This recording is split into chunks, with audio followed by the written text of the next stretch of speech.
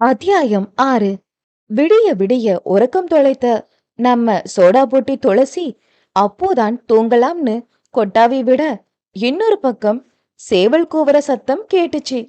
அட பாவி, விடிஞ்சிருச்சா?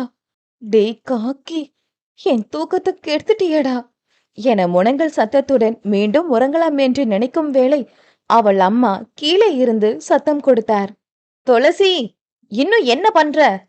இன்னைக்கு ஆடி வெள்ளி, கோவில் போகணும்னு தெரியாதா?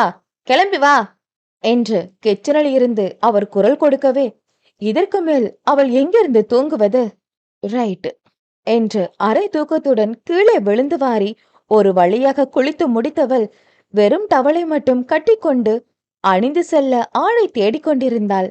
துளசி நல்ல கொழு கொழு தேகம் என்பதனால் முன்னழகும் பின்னழகும் கொஞ்சம் தூக்கினார் போல் இருக்கும். அதுவே அவளுக்கு இன்னும் கூடுதல் அழகாக இருந்ததோ என்னவோ. பல ஆண்களின் கண்கள் அவள் கண்களை சந்திக்க மறுத்து அவள் முன்னழகையும் பின்னழகையும் தான் பார்க்கும். இதனாலே உடம்பை குறைக்க வேண்டும் என்று ஜிம்முக்கு செல்கிறாள். ஜிம்முக்கும் போவா, 10 ஜிலேபிய ஒன்னாவும் திம்பா. அப்புறம் எப்படி ஜி உடம்பு குறையும்? எந்த ட்ரெஸ் போடலாம்? ஒரு தேடுதல் வேட்டைக்கு பின் நீல நிற பாவாடை மற்றும் பிளவுஸ் அணிந்து அதற்கு வெள்ளை தாவணியில் நீலமையை தூவிவிட்டார் போல் தாவணியை உடுத்தி கொண்டாள். இதில் பிரச்சனை என்னவெனில், பிளவுஸ் கொஞ்சம் பத்தவில்லை. அதிலும் அவள் எப்பொழுதும் பின்னாடி ஹூக் வைத்த பிளவுஸ் தான் அணிவாள். படங்களை பார்த்து பழகிவிட்டவளுக்கு அது பிடித்தும் போனது. ஆனால் இது இன்று பெரிய பிரச்சனையாக இருந்தது. ஐயோ, டைட்டா இருக்கே என்று அவளும் எக்கி எக்கி பார்த்து முடியாமல் போகவே அவள் அன்னையை அழைக்க வேண்டிய கட்டாயம். அவரோ இப்பொழுதுதான் சூடாக பூரி பொரித்து கொண்டிருந்தார். மகள் அழைக்கும் சத்தம் கேட்டு அடுப்பை ஸ்லோ செய்து மாடிக்கு சென்றார். எதுக்குடி மைக் செட் வைக்கிற? என்னடி கோலை இது? அம்மா, அந்த டைலர் அக்கா ஒழுங்காவே தைக்கல, அதுக்குள்ள சின்னதா போயிருச்சு என்று பிளவுஸ் கோக்கியை மாட்ட முடியாமல் துளசி உதடு பிதுக்க அவள் தலையிலேயே 2 கொட்டு வைத்தார் அவள் அன்னை. அம்மா, எதுக்குமா அடிக்கிற? பிளவுஸ் எப்படி சின்னதாகும்? நீ சாப்பிட்டு பெருத்துட்டேன்னு சொல்லு. எத்தனை தடவை சொல்றேன், கண்ட மேனிக்கு திங்காதன்னு. போன வாரம் தச்சது, அதுக்குள்ள பத்தாம போச்சு. இந்த லட்சணத்துல ஜிம்முக்கு போறேன்னு பீத்திக்கிற. மூச்சை இழுத்து பிடிடி என்றார் அவள் மண்டையில் இன்னொரு கொட்டு வைத்து. துளசி மூச்சை உள்வாங்கினாள். இன்னும் கொஞ்சம் உள்ள இழு. இதுக்கு மேல முடியாதுப்பா என்று இன்னும் கொஞ்சம் உள்ளே இழுக்க அவர் பிளவுஸை மாட்டிவிட்டார். யம்மா, மூச்சு முட்டிரும் போல, பேசாம நான் சுடி போட்டுக்கிறேன். கோவிலுக்கு போனா தாவணி கட்டணும், இல்லைன்னா சேலை கட்டணும். இன்னைக்கு ஒரு நாள் தானே, கம்முனு கிளம்பி வா என்று இவர்கள் கோவில் கிளம்பி சென்றார்கள். ஆடிவள்ளி என்றாலே அவர்கள் மறக்காமல் அம்மன் கோவில் செல்வது வழக்கம். துளசி பூ வாங்க செல்ல அவள் பெற்றோர் உள்ளே சென்றார்கள். அந்த பிளவுஸ் அணிந்திருப்பது அவளுக்கு மூச்சு முட்டுவது போலவே இருந்தது. பாட்டி, 2 முழம் மல்லிப்பூ தாங்க என்றால் 100 ரூபாயை எடுத்து நீட்டி. ஏமா, 2 முழம் எப்படி பத்தும்? இன்னும் 2 முழம் சேர்த்து தரட்டுமா? அவரும் அவளுக்காகத்தான் சொன்னார். அத ஓசியில தருவீங்களா என்ன? உங்க வியாபார புத்திய என்கிட்ட காட்டாதீங்க. அந்த மீடியா புத்தி சும்மா இருக்குமா? எங்கு சென்றாலும் வம்பு வளர்க்கிறாள். சரியான புள்ளதான் என்று அவர் 2 முழம் மட்டும் வெட்டி கொடுக்க துளசி பூவை தலையில் வைத்தாள். ஏனோ நீண்ட நேரமாக அவளை யாரோ பார்ப்பது போலவே தோன்றியது. மனப்பிரமையா இருக்கும் என்று கோவில் உள்ளே நுழையும் நேரம், மீடியா மேடம், என்னையா தேடுனாங்க என பக்கத்தில் கேட்ட சத்தத்தில் ஒரு நொடி பயந்தே விட்டாள் அவள். அவள் தூக்கத்தை கெடுத்தவன்தான் காக்கி பேண்ட் மற்றும் பிடிப்பான ஒயிட் ஷர்ட் அணிந்து நடந்து வந்தான். தொந்தி வைத்து வலம் வருவதே நம் நாட்டின் போலீஸ் ட்ரெண்ட் என்ற கோட்பாட்டை உடைத்தவன் அவன்தானோ? முறுக்கேறிய உடலும் புடைத்து நிற்கும் ஆர்ம்ஸ், பிடிப்பான ஆடை என்று பார்ப்பதற்கே கணக்கச்சிதமாய் இருப்பவனை எந்த ஒரு நார்மல் மனநிலை உள்ள பெண்ணும் சைட்டடிக்காமல் இருக்க மாட்டாள். ஆனால் நம்ம அம்முனிதான் கொஞ்சம் அரமெண்டலாச்சே. அவ பாக்குற லுக்கு கொஞ்சம் லுச்சாத்தனமாவும், கான்வர்சேஷன் கரண்டுல கை வச்ச மாதிரியும் தான் இருக்கும். அதையெல்லாம் கண்டுக்க கூடாது. நீங்க இங்க என்ன பண்றீங்க? ஹா, பொண்ணு பார்க்க வந்திருக்கேன். ஓரக்கண்ணால் அவளை பார்த்தான். ஆனால் அவன் கொலுசு அணிந்து இருந்ததால் அவன் பார்த்ததை அவள் பார்த்திருக்க வாய்ப்பில்லை. ஹா, பொண்ணு உங்கள பாக்குற மாதிரி இருக்கணும். ம், யோசிக்க வேண்டிய விஷயம்தான். ஆனா எனக்கு ஒரு டவுட். என்ன? இன்னைக்கு ஏதாவது ஆக்டிங் ஷோ எதுவும் போறீங்களா? இல்ல காம்படிஷன் அந்த மாதிரி ஏதாவது? ஒருவேளை நம்ம அழகா இருக்கிறதுனால இப்படி கேக்குறாரோ என்று எண்ணிக்கொண்டவள், இல்லையே, ஏன் என்றால் ஒரு மாதிரி நெளிந்து நெற்றிகள் விழுந்த முடியை காதோறும் விலக்கி விட்டபடி. இல்ல, திடீர்னு பொம்பளை வேஷம் போட்டிருக்கீங்களே, அதுதான் கேட்டேன். துளசி பட்டென்று நின்றாள். பொம்பளை வேஷமா? யோ, இத பார்த்தா உனக்கு வேஷம் மாதிரி தெரியுதா? பின்ன பொண்ணுங்க தானே இப்படி தாவணி பாவாடை போடுவாங்க. அவன் என்னமோ சாதாரணமாகத்தான் கேட்டான். அவன் கேட்கும் விதத்தில் உண்மையாகவே தான் ஒரு பெண் இல்லையோ என்று அவளுக்கே சந்தேகம் வந்துவிட்டது. நானும் பொண்ணுதான். பல்லை கடித்து சொன்னவளுக்கு தன் வாழ்வில் ஒருவனிடம் தான் பெண் என்பதை நிரூபிக்கும் நிலை வரும் என யோசித்ததே இல்லை. ஓ, அப்படியா? சொன்னாதானே தெரியும் என்று பிள்ளையார் முன் உக்கி போட்டு கன்னத்தில் போட்டான். சொன்னாதான் தெரியுமா? ஏன், பார்த்தா தெரியலையா? அவளுக்கோ ஆத்திரம். அதெப்படி அவன் அப்படி சொல்லலாம் என்று. நல்லா கும்முன்னு தான் தெரியுற. உதடுகள் மெல்ல முணுமுணுத்தது. என்ன? அவளிடம் சீற்றம். பாக்க பாக்க தெரியலாம்னு சொன்ன என அடுத்த சன்னதிக்குள் சென்றான். துளசி விடுவது போல் தெரியவில்லை. அவன் பின்னே ஃபாலோ பண்ணி சென்று அவன் முன்னே போய் நின்றாள். இப்போ பாருங்க, நான் பொண்ணு மாதிரி தெரியலையா? உடலை அங்கும் இங்கும் நளினமாக வளைத்து காட்ட நினைத்தாள். ஆனால் நளினம் வரவில்லை. சுற்றி சுற்றி கால்வழிதான் வந்தது.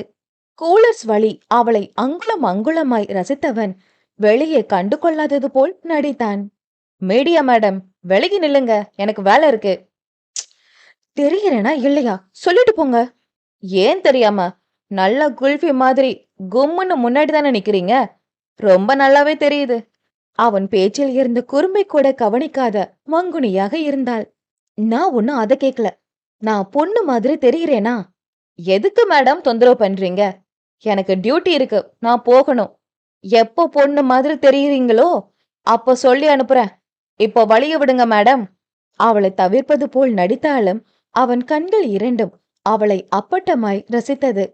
யோ காக்கி, நான் பாட்டுக்கு பேசிட்டு இருக்கேன் என்று ஒரு வேகத்தில் அவள் விரல் நீட்டி பேச கையை தூக்கிவிட, இதில் ஏற்கனவே அவள் பிளவுஸ் டைட்டாக இருந்ததால் பட்டென கூக் அருந்து போனது. இதில் பெண்ணவள் கண்கள் இரண்டும் பெரிதாய் விரிய, ஐயோ என்று அவள் கையை வேகமாய் இறக்க இன்னொரு கூக்கும் பட்டென்று அருந்து போனது. அத்தியாயம் 7.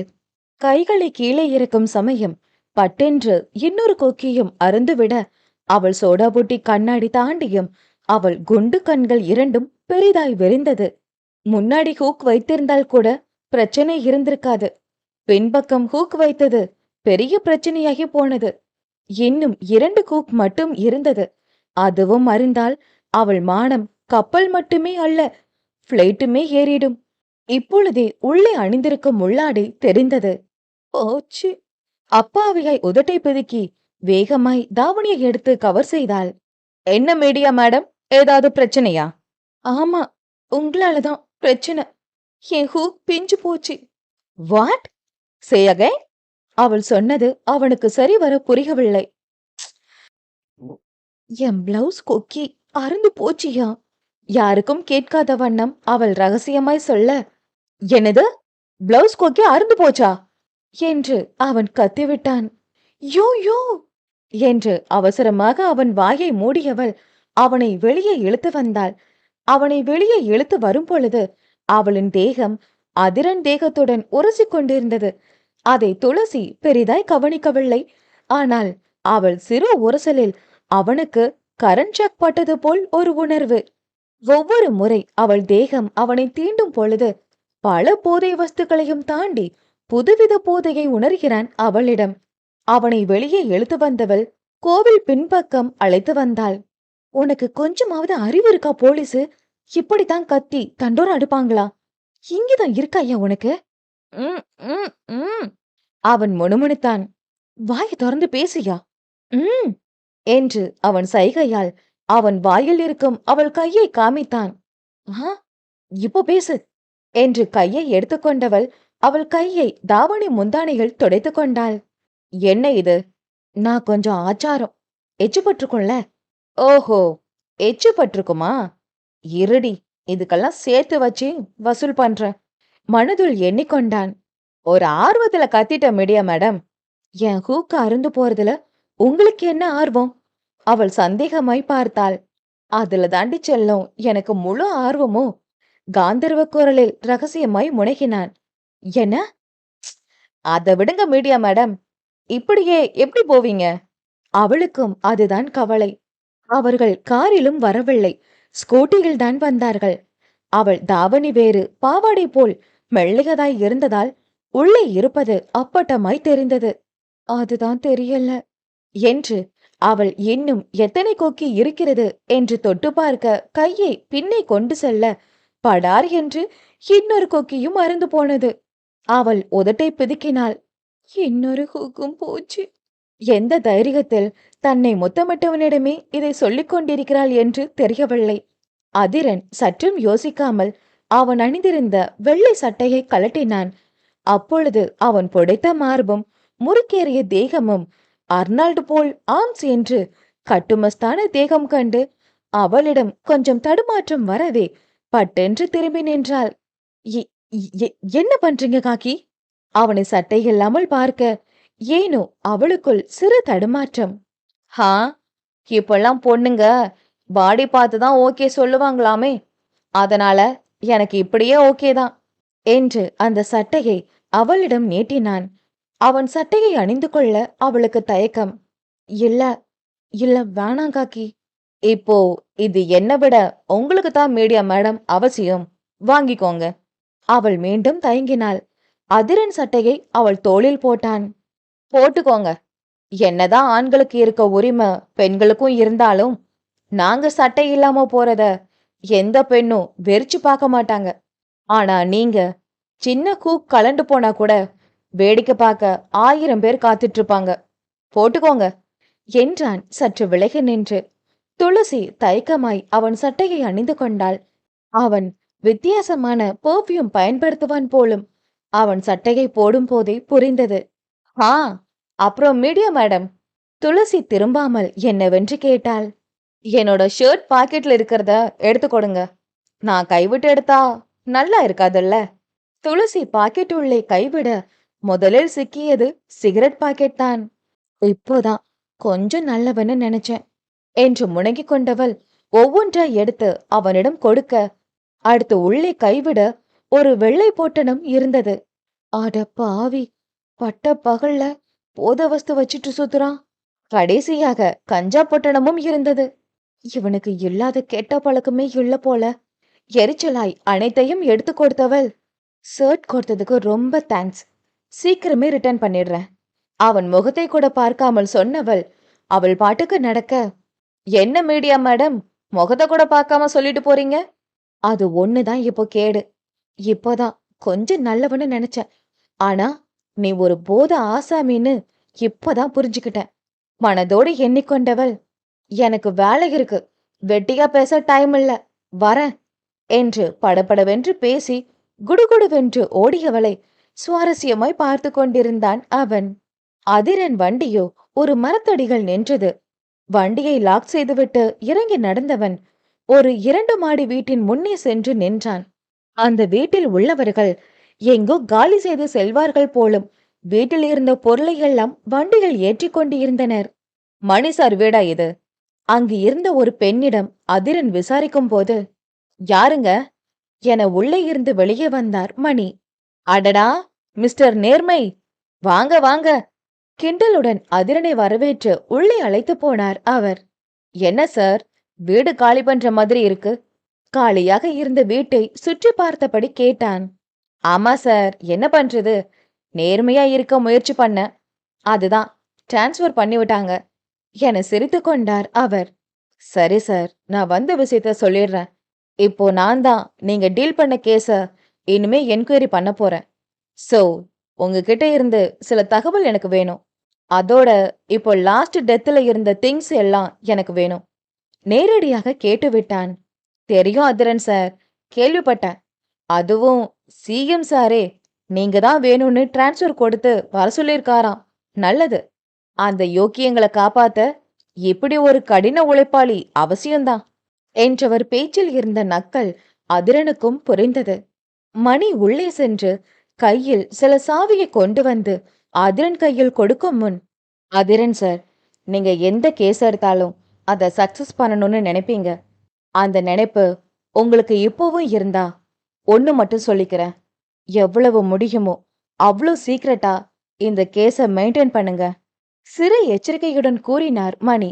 அவனோ ஏன் என்பதை போல் பார்க்க, ஏன்னா நம்ம டிபார்ட்மெண்ட்லயே ஒரு கல்பிரேட் இருக்கான்னு தோணுது என்றபடி அதிரன் கையில் சாவியை திணித்தார் மணி. என்ன சார் சொல்றீங்க? நம்ம டிபார்ட்மெண்ட்ல ஸ்பை இருக்காங்கன்னு சொல்றீங்களா? நெற்றியை தேய்த்தபடி கேட்டான். அவங்க ஸ்பை தானான்னு எனக்கு தெரியாது. ஆனா நாம இந்த கேஸ் கண்டுபிடிக்க கூடாதுன்னு நினைக்கிற ஒருத்தரா இருக்கலாம். ஏன் ஒரு நலம் விரும்பியா கூட இருக்கலாம். ஏன் அப்படி சொல்றீங்க சார்? இதுக்கு ஏதாவது காரணம் இருக்கா என அவர் கொடுத்த சாவியை இறுக்கி பிடித்தான் அவன். சில விஷயத்துக்கு காரணம் கிடையாது சார். அத போக போக நீங்களே தெரிஞ்சுப்பீங்க என அவர் மனைவியிடம் 2 காஃபி கேட்டுவிட்டு மீண்டும் அதிரன் பக்கம் திரும்பினார். சார், நீங்க ஒழுங்கா இந்த கேஸ விசாரிக்கலைன்னு தான் உங்களை டிரான்ஸ்ஃபர் பண்ணதா சொன்னாங்க. நீங்க இந்த கேஸ பத்தி ஒழுங்கா விசாரிக்கலைன்னு யாரு சொன்னாலும் நிச்சயம் நான் அதை நம்பவே மாட்டேன். ஏன்னா கேஸ் விஷயத்துல உங்க சின்சியாரிட்டி பத்தி எனக்கு ரொம்ப நல்லா தெரியும். கண்டிப்பா நீங்க இந்த கேஸ் பத்தி விசாரிச்சு இருப்பீங்க. இதுல உங்க தாட் என்ன சார் என தெரிந்து கொள்ளும் ஆர்வத்தில் மணியிடம் கேட்டான். அதென்ன, மத்தவங்களுக்கு என் மேல இல்லாத நம்பிக்கை உங்களுக்கு இருக்கு என இவர்கள் பேசிக்கொண்டிருக்கும் பொழுதே அவர் மனைவி அவரிடம் காஃபி கப்புகளை நீட்டினார். அதிரன் காஃபி கப்பினை கையில் எடுத்தான். அத்தனை பேர் எதிர்த்து நின்ன போது நீங்க ஏன் கூட நின்னு ஒரு அப்பாவி பொண்ணுக்கு நீதி வாங்கி தந்தவர். அப்போ இருந்தே உங்களை அந்த சிஎம் டார்கெட் பண்ண ஆரம்பிச்சிட்டாருன்னு எனக்கு ரொம்ப நல்லா தெரியும். அதனாலதான் இப்போ நீங்க இந்த கேஸ கவனிக்க மாட்டீங்கன்னு அந்த சிஎம், கமிஷனர் அப்படின்னு யாரு வேணாலும் நினைக்கலாம் சார். ஆனா எனக்கு தெரியும், நிச்சயம் நீங்க எந்த ஒரு கேஸையும் இவ்ளோ அசால்ட்டா என்கொயரி பண்ண மாட்டீங்கன்னு. உங்களுக்கு என்ன தெரியும் அதை என்கிட்ட சொல்லுங்க மணி சார் என காஃபி கப்பினை குடித்து முடித்து கீழே வைத்தவன், காஃபி ரொம்ப நல்லா இருந்துச்சுமா என அவர் மனைவியிடம் கூறினான். அவர் சிறு புன்னகையுடன் காஃபி கப்புகளை அங்கிருந்து எடுத்து சென்றார். மணி நெற்றியை நீவிக்கொண்டார். நீங்க ஏன் அதிரன் இந்த கேஸ்ல எவ்ளோ ஆர்வமா இருக்கீங்க? செத்தவனுங்க எல்லாரும் யோக்கியனோ உத்தமனோ இல்லையே, அயோக்கியனுங்க. அவனுங்க எல்லாரும் செத்தா செத்துட்டு போகட்டுமே. அதனால இப்ப என்ன குடிமொழிகு போச்சா? சற்று கோபமாக பேசினார். அதிரன் 2 கைகளையும் சேர்த்து கட்டிக்கொண்டான். ரொம்ப வேடிக்கையா இருக்கு சார். இதே மணி சார் வாயால தான் சட்டம் எல்லாருக்கும் பொதுவானது. அதுதான் ஒருத்தன் நல்லவனா கெட்டவனான்னு முடிவு பண்ணும். ஒருவேளை அவன் தப்பு செஞ்சு இருந்தாலும் நீதிமன்றம் தான், சட்டம் தான் அவனுக்கு தண்டனை கொடுக்கும்னு சொன்னாரு. இன்னைக்கு அவரு வாயால இப்போ இப்படி ஒரு வார்த்தையை கேட்க ரொம்பவே வேடிக்கையா இருக்கு என மேசை மீது ஒரு தட்டு தட்டிவிட்டு எழுந்து நின்றான். எனக்கு உங்ககிட்ட இருந்து எந்த தகவலும் கிடைக்க போறது இல்லைன்னு ரொம்ப தெளிவா தெரியுது. அப்போ நான் கிளம்புறேன் சார் என 2 அடி எடுத்து வைத்த அதிரன் மீண்டும் மணிப்பக்கம் திரும்பி பார்த்தான். நீங்க சொன்ன அந்த நலம் விரும்பி நீங்களா கூட இருக்கலாம் இல்லையா சார் என சிறு கசந்த புன்னகையுடன் கேட்டான். மணி அவன் முன்னே வந்து நின்றார். எந்த கேஸ் எடுத்தாலும் வெற்றி மட்டும் பார்த்த பெஸ்ட் போலீஸ் ஆபீசர். இந்த கேஸ்லயும் சக்சஸ் பண்ண வாழ்த்துக்கள் என கை நீட்டினார். இதழ் வளைத்து சிரித்தபடி அவர் நீட்டிய கையை பற்றி குலுக்கிய அதிரனோ, இந்த வாழ்த்துக்கள் நான் வெற்றி பெறணும்னு சொல்ற மாதிரி இல்ல, எனக்கு எதிரானவங்கள வெற்றி பெற வைக்க சொல்ற மாதிரி இருக்கு. எனிவே உங்க வாழ்த்துக்களை நான் ஏத்துக்கிறேன். என்னதான் இருந்தாலும் நீங்க என்னோட சீனியர் ஆபீசர் ஆச்சே. மணி நக்கல் புன்னகை செய்தார். இதுவரைக்கும் இந்த கேஸ் 3 பேர் கைக்கு மாறிடுச்சு. இப்போ நீங்க தான் 4வது. நீங்களாவது குற்றவாளி யாருன்னு கண்டுபிடிங்க மிஸ்டர் அதிரன். ஏன் சொல்றேன்னா, பாவம் நம்ம அரசியல்வாதிகள் ஒவ்வொரு நாளும் யாரு சாக போறோங்கிற மரண பயத்துல வாழ்ந்துட்டு இருக்காங்க. அவங்க மரண பயத்தை நீங்க தான் போக்கணும். சிஎம் உங்க மேல ரொம்ப நம்பிக்கை வச்சிருக்காரு. அந்த நம்பிக்கைய பொய்யாக்கிடாதீங்க சார் என்றவரின் வார்த்தைகள் அவ்வளவு நக்கல் இருந்தது. அதிரன் இதழ் வளைத்து சிரித்துவிட்டு பேசாமல் வண்டியை நோக்கி நடந்தான். அதிரன் சார், சீக்கிரம் அந்த கொடூர கொலைகாரனை புடிச்சிடுங்க. அந்த கொலைகாரனை பார்க்க எல்லாரும் மாதிரியும் நானும் ரொம்ப ஆர்வமா இருக்கேன் என அதிரன் பின்னாடியே சென்றார். அதிரன் கோபமாக கார் உள்ள ஏறி அமர்ந்தான். அவர் குனிந்து கார் கண்ணாடி அருகே கை வைத்து அதிரனை பார்த்தார். நீங்க கேட்ட கேள்விக்கு இப்போ பதில் சொல்லணும்னு தோணுது அதிரன் சார். உண்மையாவே அந்த நலம் விரும்பி நானா கூட இருக்கலாம், எல்லாமலும் இருக்கலாம். யாருக்கு தெரியும்? அவங்க உங்க டிபார்ட்மெண்ட்ல கூட இருக்கலாம். அதனால கொஞ்சம் பார்த்து கேஸ் டீல் பண்ணுங்க சார் என அவர் கூறிய வார்த்தைகள் அவ்வளவு ஏளனம் இருந்ததை உணர முடியாத அளவுக்கு அதிரன் முட்டாள் இல்லை. ஓகே நலம் விரும்பி சார், நீங்க என்னோட சீனியர் ஆபீசர் ஆச்சே. நீங்க கேட்டு நான் செய்யாம இருப்பேனா? கண்டிப்பா பண்ணிட்டா போச்சு. அப்போ நான் வரட்டுமா சார் என கோபத்தை மறைத்து புன்னகையை முகத்தில் அரும்ப செய்தவன் வண்டியை கிளப்பிக் கொண்டு அங்கிருந்து சென்று விட்டான். மணியோ சிறு புன்னகையுடன் போகும் அதிரன் காரை பார்த்து கொண்டிருந்தார். எத்தனை மாசம் யாராலையும் கண்டுபிடிக்க முடியாதத நீ கண்டுபிடிச்சிருவியா என்ன? பாப்போம், நானும் அத பார்க்கத்தானே போறேன் என அவன் கார் மறைந்ததும் தான் அவர் அங்கிருந்து நகர்ந்தார்.